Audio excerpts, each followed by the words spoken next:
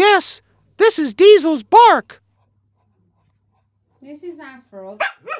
He's mixed between him and her, and quite possibly has the most high-pitched squeal I've ever heard in any dog in the whole world.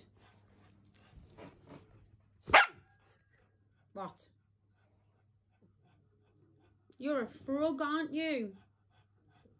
You're a high-pitched frog. Pain in the arse. We all need ear defenders when you're on one. And it's all because Pollyanna has his...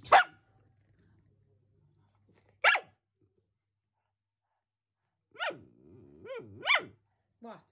Tell me. Was she... Oh, pardon you. Was she got... She got this.